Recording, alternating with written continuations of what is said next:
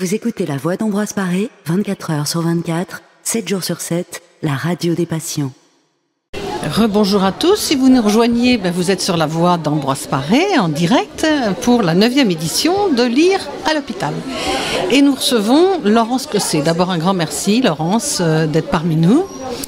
Alors vous êtes auteur de romans, de nouvelles, de pièces de théâtre. Vous avez reçu le Grand Prix de littérature de l'Académie française pour l'ensemble de votre œuvre. Et aujourd'hui vous êtes là pour un livre très personnel qui a pour titre Le secret de Sibylle.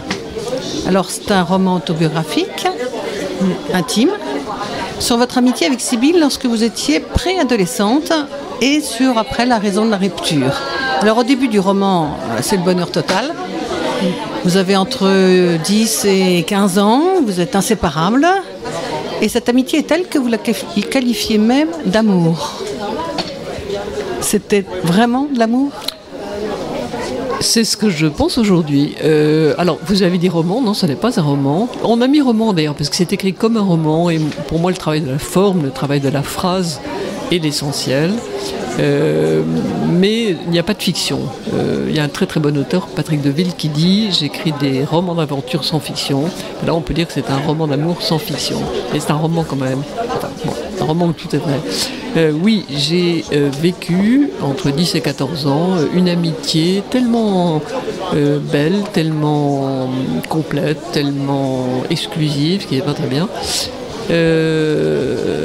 que lorsqu'elle a cessé, j'en ai été profondément malheureuse et que, après coup, adulte, découvrant ce qu'il est convenu d'appeler amour, je me suis dit qu'il y avait finalement assez peu de différence, en tout cas en intensité affective.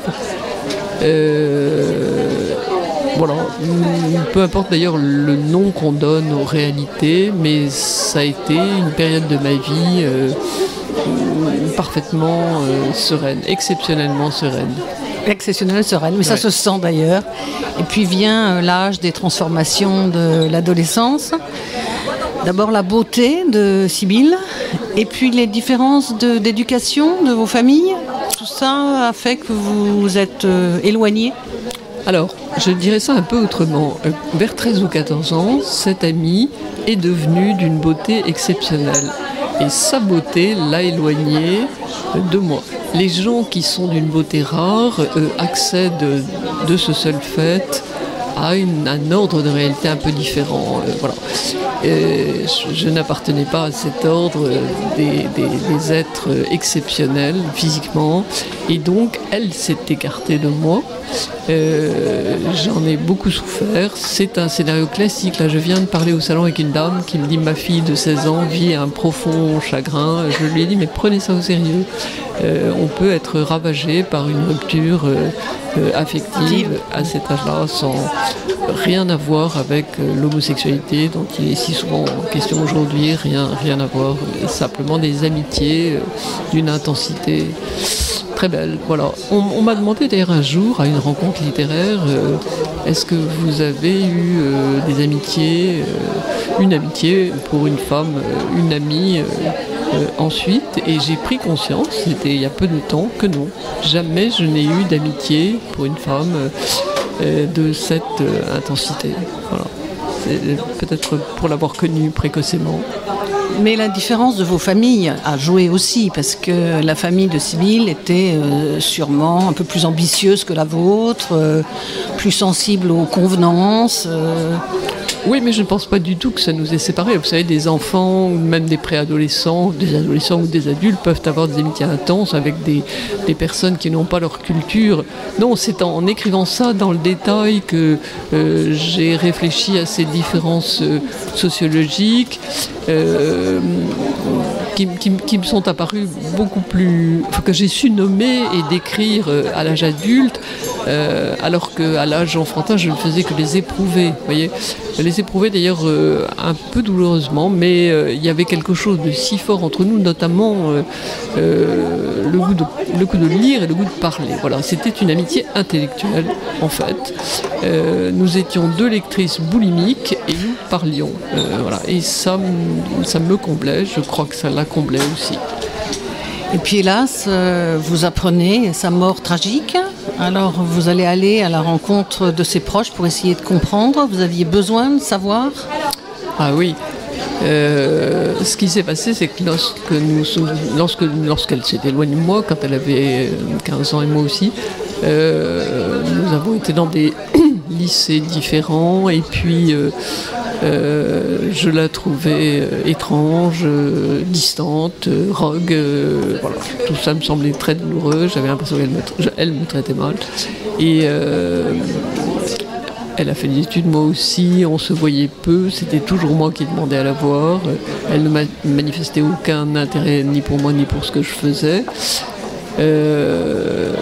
On se voyait donc de loin en loin et je me disais bien que ça n'allait pas, qu'elle n'allait pas très bien, qu'elle n'était pas... Voilà, mais qui va très bien autour de nous, qui va parfaitement bien.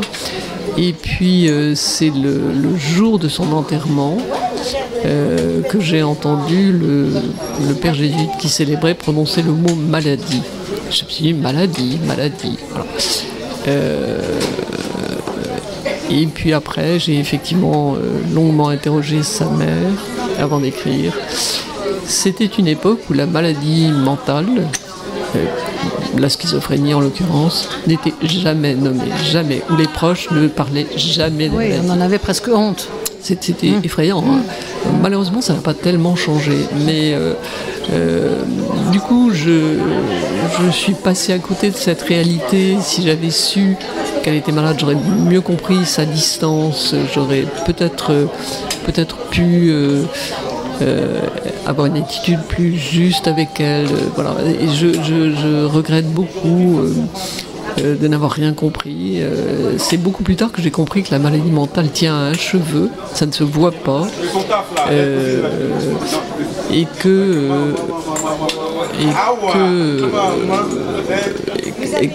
y a une espèce d'enchaînement infernal qui fait que les proches la masquent, même mentent à son sujet. On dit elle est originale, pas en forme, il est bizarre, enfin voilà. C'est très triste, on comprend bien le désir des proches de protéger, mais ça crée du malentendu. Ouais.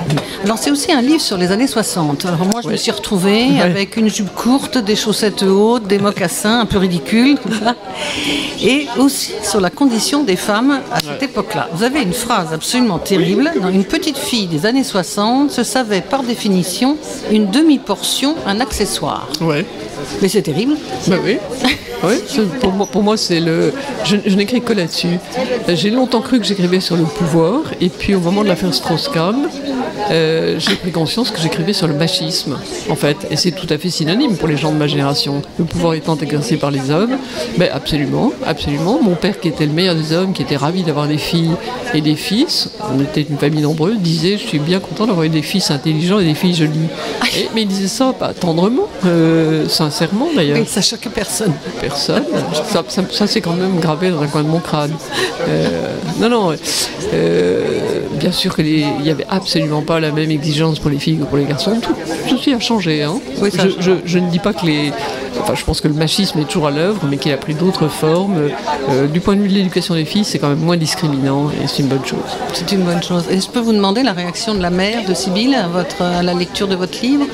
Écoutez, je suis allée la voir alors qu'elle était déjà âgée, pour comprendre, pour écrire après avoir été informée par elle. Elle m'a dit énormément de choses que je n'imaginais pas, mais jamais je n'aurais permis que ce livre soit publié avant sa mort.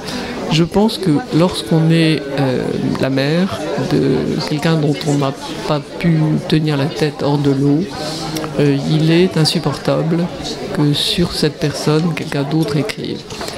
Elle était très désireuse de lire ce que j'allais écrire et moi, je ne voulais pas qu'elle le lise.